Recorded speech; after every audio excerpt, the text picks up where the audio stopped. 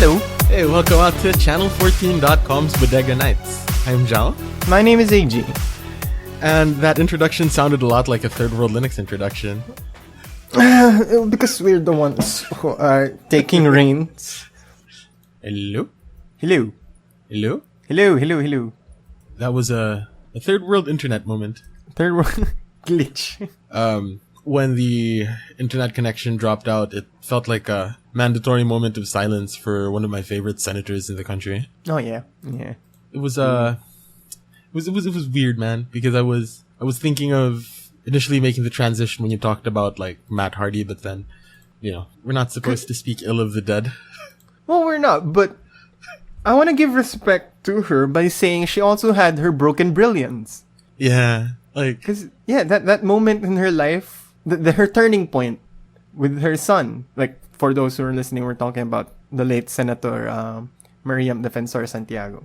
mm-hmm. Who, like, for me, I was not a big fan of her before that incident. And then after that incident, how she handled it, how she handled herself, amazing.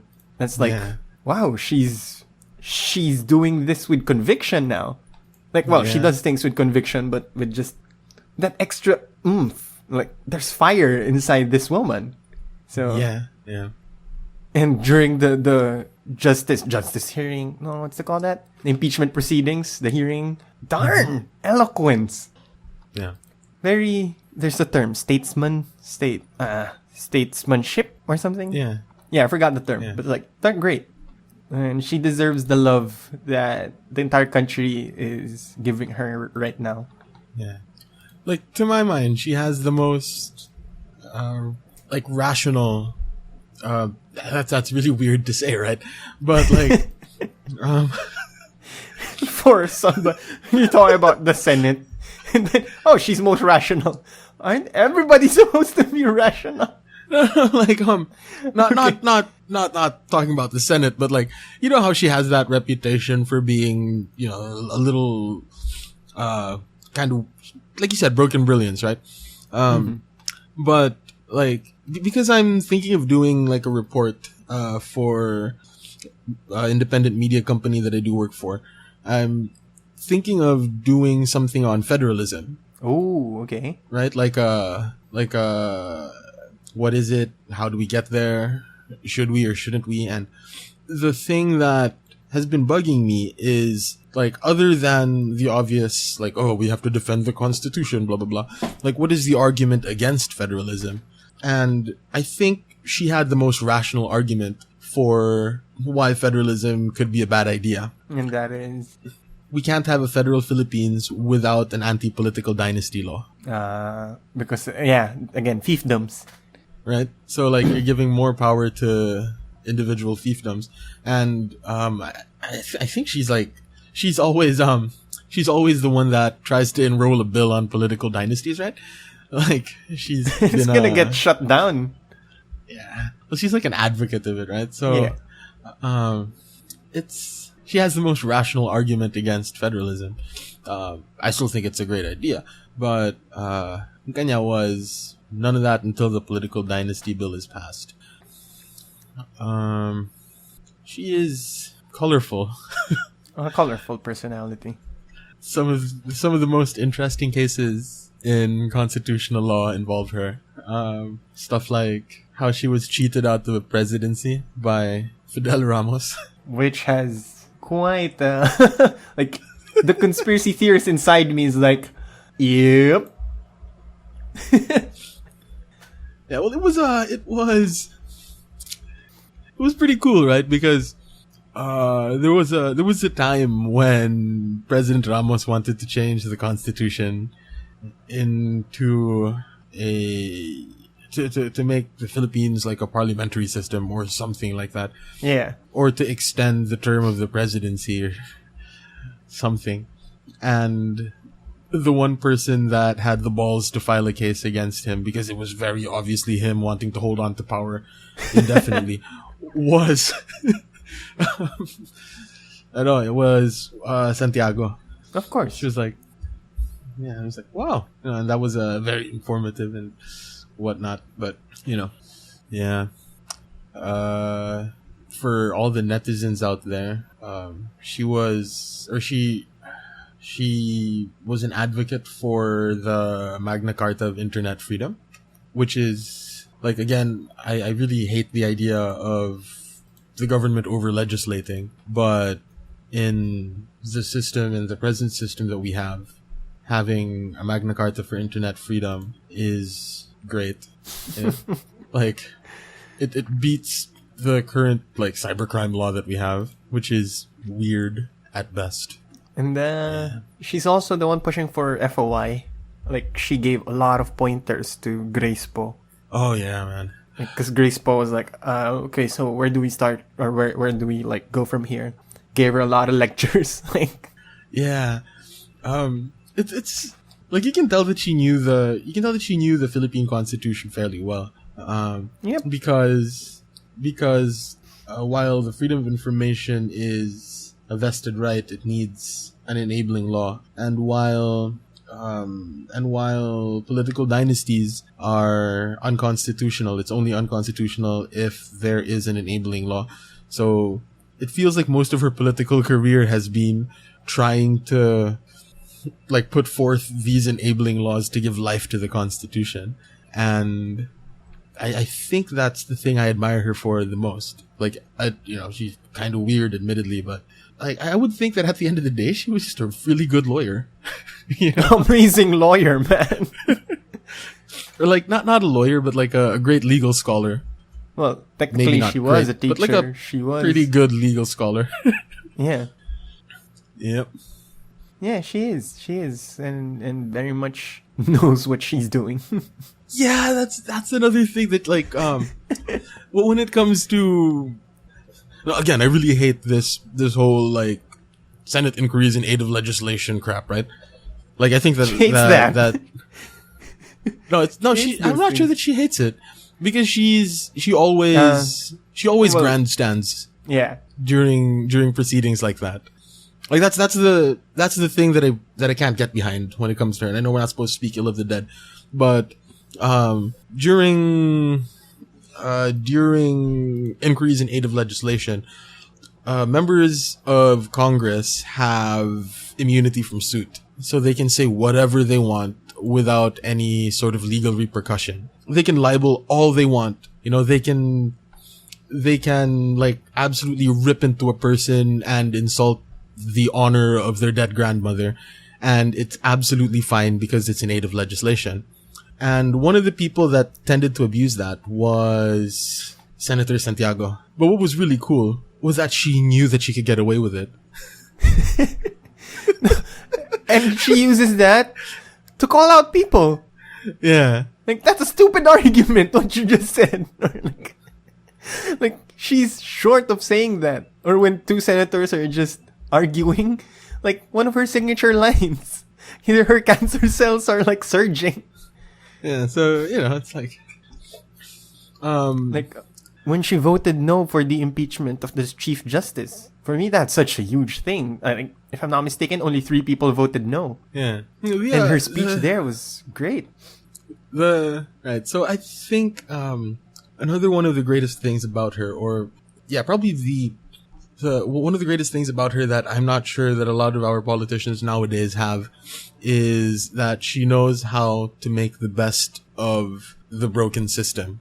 Yeah. So, and I guess tries to do what she can to fill in some of the little holes here and there. Yeah. Yeah. Yeah. Senate needs her right now. Like, the Senate needs her right freaking now. Just pretty much, I saw the Instagram post of Grace Po, and she's like, we need her right now. We miss her. Yeah, like a lot of the newer members of Congress, are career politicians nowadays. Like, they're weird, man. Like, sure, the Congress is starting to skew a bit younger, but there aren't as many lawyers anymore. Yeah. I found, like, it's all the, because one thing I absolutely hate is traditional politicians, right? I really hate them trapo people. But then, at the same time, a good number of those trapo people were lawyers that kind of understood what they were doing as lawmakers. You know?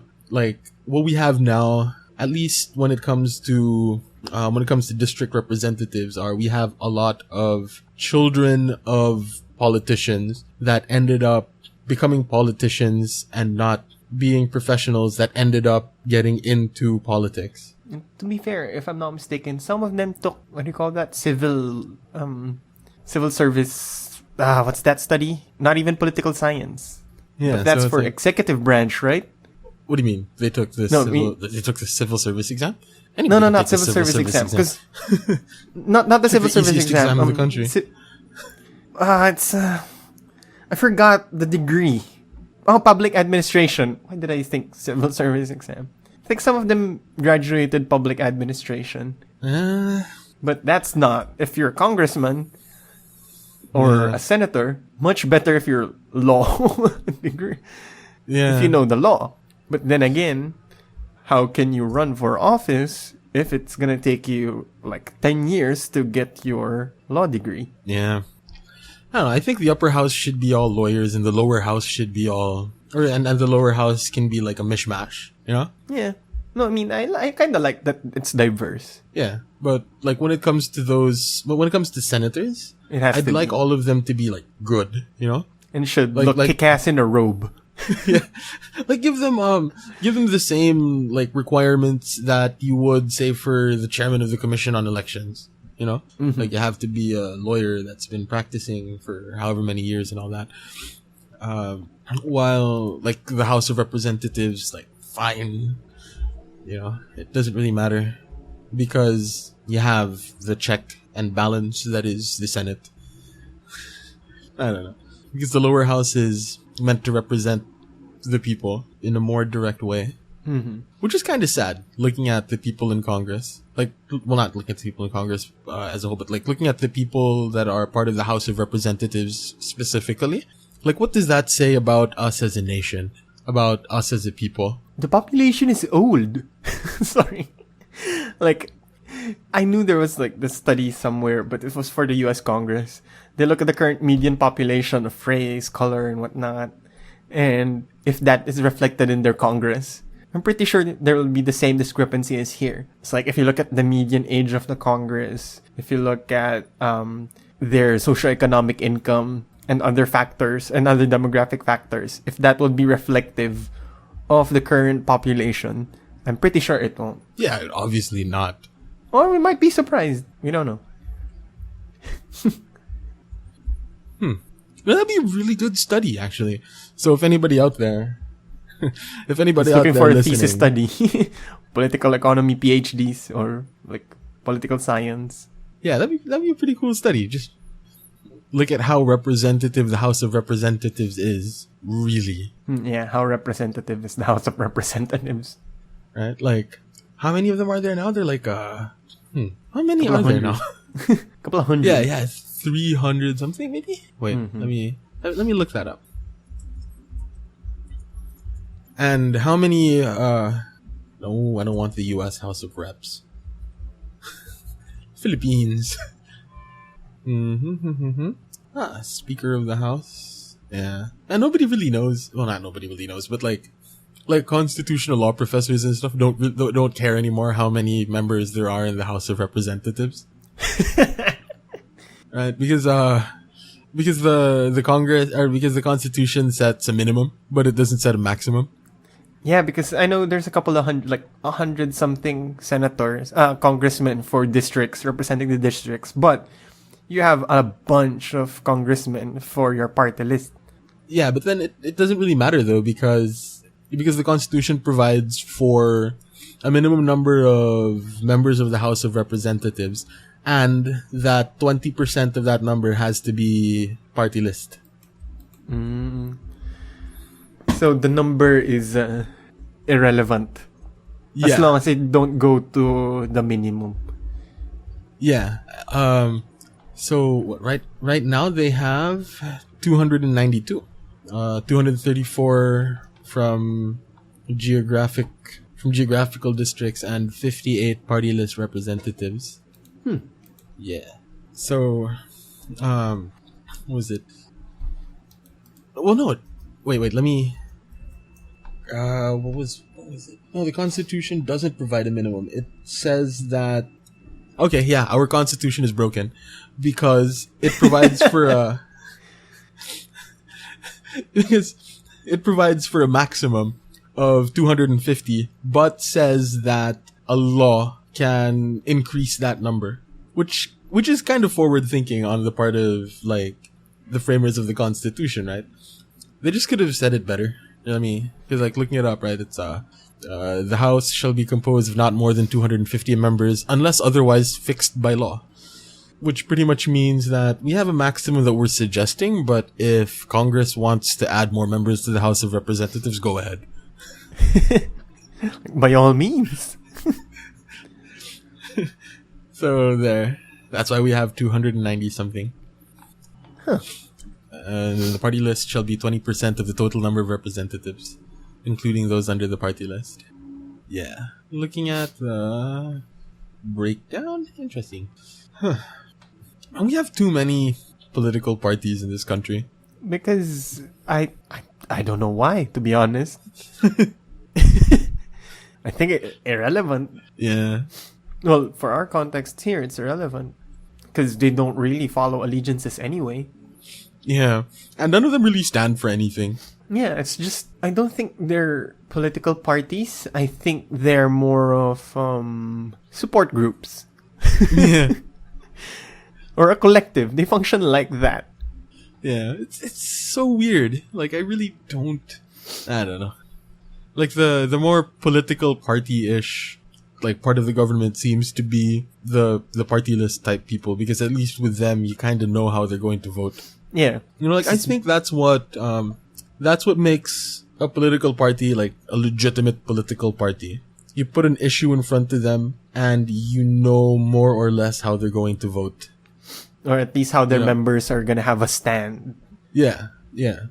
Like here, it doesn't really matter. You might be called like the Liberal Party, but whatever. You know, like you might be called Laban, but like you're not fighting for anything. You're not even socialist leaning. Yeah. When your party translates to fight. PDP Laban. What else are Philippine political parties? Partido Liberal, PDP Laban. Nationalista? Come on, Nationalista man. Party. Yeah, Nationalista Party. Which... You know what's really weird about Nationalista? Mm-hmm. Their standard bearer, si Villar. Yeah. At one point. The way he stood when it came to the way he stood when it came to foreign investment, right? No, he's very open to foreign investment, which is like absolutely antithetical to a party that calls itself the Nationalist Party. He's very open to it. Very very big business. And you're nationalist. And your nationalist party. So yeah. Like fine, their earlier members were very nationalist, right? Quezon, Magsaysay. Oh, Magsaysay, man. One of the guys. Right? Although there's Laurel was part of Nacionalista. Huh, was he? Yeah. Well, to be fair, he stayed in the Philippines when it was taken over by the Japanese. That's why I always say he isn't a villain, as what your high school history books are telling you. Somebody's gotta do it. Yeah, somebody's gotta be part of the puppet government of an invading force. Yeah. Which for me actually makes for an interesting movie. Like, how do you deal with that? How do you come to terms with that? We should ask our friend. Anywho. Our friend who's a direct lineage of them. Yeah. And based on their family, they're not douches. So that's why I always maintain, our high school history is very weird anyways. Yeah. I absolutely hate our high school history the way it's taught here. Like it's more slanted than I would like. Like you're not teaching people here how to think about history. Yeah. Right? Because history is supposed to be one of those classes in high school that equips you with critical thinking skills, right? But that's the perfect class to teach critical thinking, because math, I mean, fine, but then, it's a different kind of thinking. Literature, it's, yes, you think about it critically, but it's a different kind of thinking, because at the end of the day, when it comes to literature, you're looking at fiction. And when it comes to math, most of that is just stuff that's in the abstract world, at least in high school math.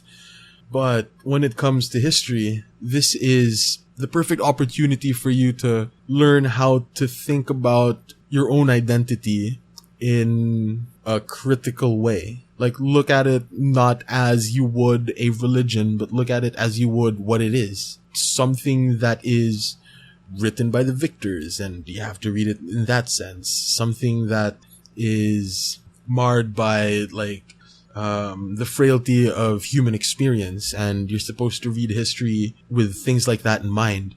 And you're not supposed to deify the presidents of old. You're not supposed to deify freaking Rizal.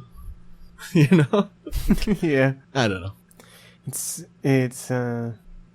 Again, we're back. I'm not sure if it's the fault of the nationalists or how we are as a culture. Yeah, I think it's the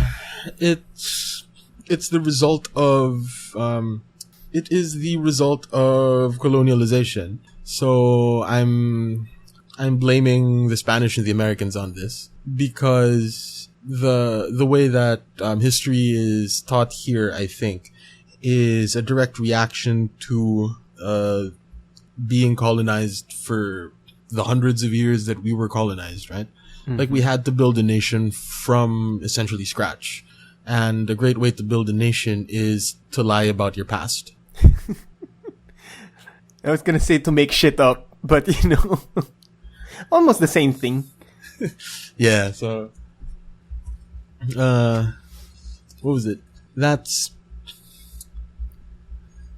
sucks, man. That's how we have our history taught to us. And because it is so very skewed in one direction, if you're feeling particularly rebellious, you end up just as dogmatic as the mainstream view of history, but just in the exact opposite direction. So in both cases, there is no real critical thinking going on. Yeah, in the world of Harry Styles, be a Zayn Malik. Yeah. Sorry. It's sort of like a... It's sort of like Direction. How... Because you kept saying One Direction. I was trying hard not to. But I get your point. Just... Right? So it's either so in high school you're taught that Rizal is the second coming of Jesus Christ, metaphorically.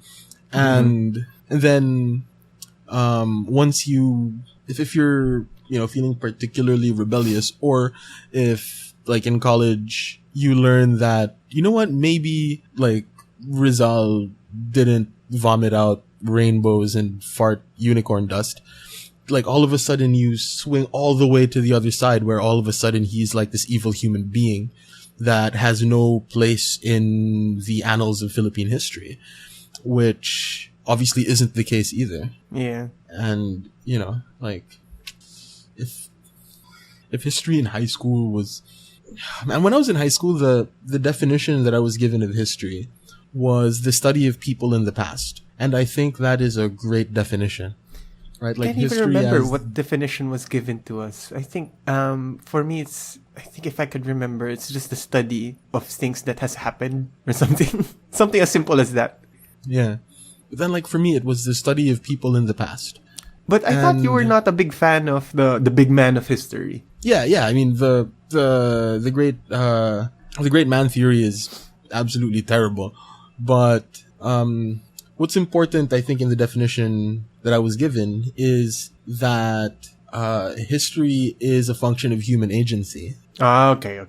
Right? Not in itself. And it may not be, and it may not be Alexander the Great, like, pointing out and, breathing nations into existence, but it could be, say, the collective work of the African American community during the 1970s, for example, and how and how like events turned because of people. Yeah, because like I think we discussed this before. We're not big fans of that, the big man of history or great man of history, where one man is moving things by his will. Yeah, it's always a set of conditions and parameters. Like I saw this study on because there are a lot of writings about Hitler these days because of authoritarian stuff that is happening around the globe. And then one of the writings said that Hitler abused, the reason why Hitler rose to power was that the elites in Germany was not able to defeat him. And then I was like, I thought he got the majority vote, right? And so, even though there were probably a group of elites who out to stop him, what if the elites were okay with him? Like, there are so many factors in history. That's why the study is very critical. That's pretty much my point. And the way we study it here is, it's greatest hits. Yeah.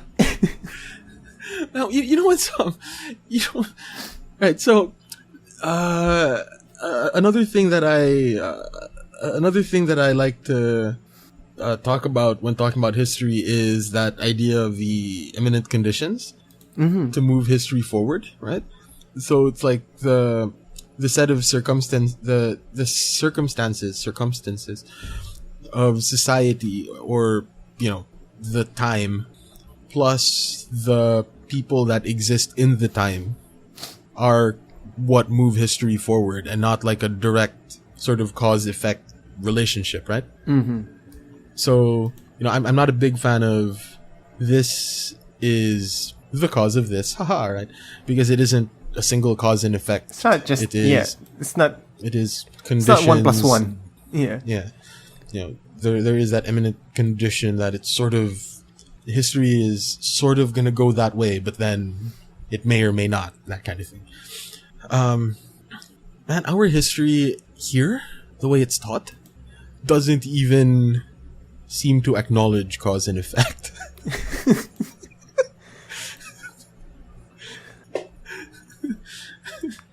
Like you said, man, greatest hits.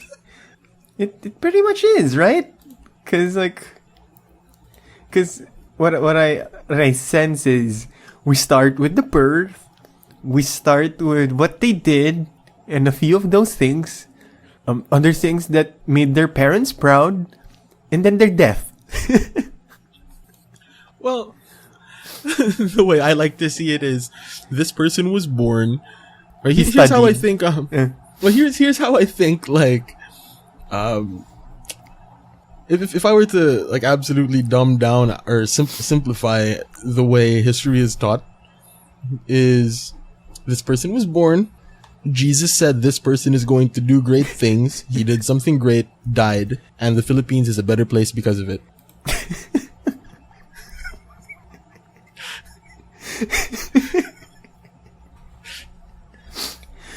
Do we have an atheist, or at least a hero in our hero roster who's non-secular? Wait, what, like somebody that it's not Roman Catholic? That wasn't Roman Catholic? Yeah. I'm pretty sure we had like a number of Protestants and Muslims and whatnot. Oh yeah, I know there's a number of Muslims. So non-secular, some atheist. I'm pretty sure that like the folks that Sina Rizal hung out with were straight up like atheists, or at the very least agnostics. Agnostic, yeah. Like Because they were very much influenced. Wait, did you say secular or non-secular? Non-secular. Yeah, non-secular means religious, right? Wait, is it? Yeah. Non-religious. There, let's use the term. Yeah, because secular is, the temporal world or whatnot. So yeah, I'm pretty sure we had, like, if not all-out atheists, heroes that were bordering on a disbelief or a non-belief in God. Not disbelief, but like a non-belief in God. I would think that Rizal was, if Rizal were born a little bit later, he would have been like a very staunch atheist. I think he would have been, like, because of a lot of disillusionment that happened to him, especially during his travels. Yeah, and like I was about to take a dig at a very old school in the Philippines. Let's just say reputable school. Not the Jesuits, like another. Yeah. The other school that he went to. Yeah, that was the disillusionment that I was saying. Because he had a grand time with the Jesuits. Yeah. Yeah, so there. Nationalists. Nationalista party that isn't nationalist. We need better parties in this country. Yeah. We need better history classes. History classes need to be a party. Yeah. Let's start let's start a party list organization. And we'll be like representing the people who believe that history is taught horribly in this country. I thought you were gonna say we are the party list party. Because we protect the party. And we love listicles. The party list. The party list party. What a very Philippine-centric episode we had today. It's almost free-flowing. And to become international, you have to create local. Or something. Yeah. I forgot who wrote that. I got that from a book somewhere. That's an economist, right? I really do not remember. But this was I don't know, sometime in college. It's like the more global, the more local you have to be. Or did you nab it from a marketing readings? No. It was I don't remember what book it was. I didn't get it from school. It was a book in my grandfather's collection or something. Oh. The big idea in that book was the way that small communities deal with globalization, or should deal with globalization. Referring, of course, to Cebu in relation to the rest of the world. Yeah. I miss my grandfather. Yeah, me too. I'm pretty sure he would have given me a lot of grief. Yeah. My grandfather too, But you're saying he's gonna give you a lot of grief because of law stuff? Yeah. Oh, he's gonna grill you, pretty much. I wouldn't be able to look at him in the eye and be like, hello. He'd be like, what is the preamble to the Philippine, the 1987 Constitution? It's useless. Or, hey, Pops, how are you? Article 3, Section 4.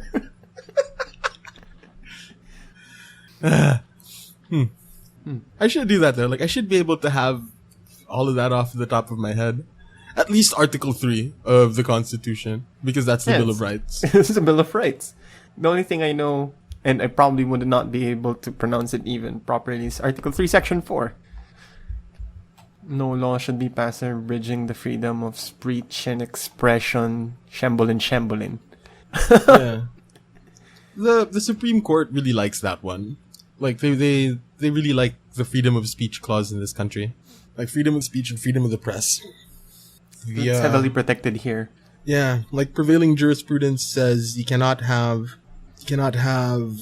a functioning free society without free speech. That's the most important thing in order for society to move forward.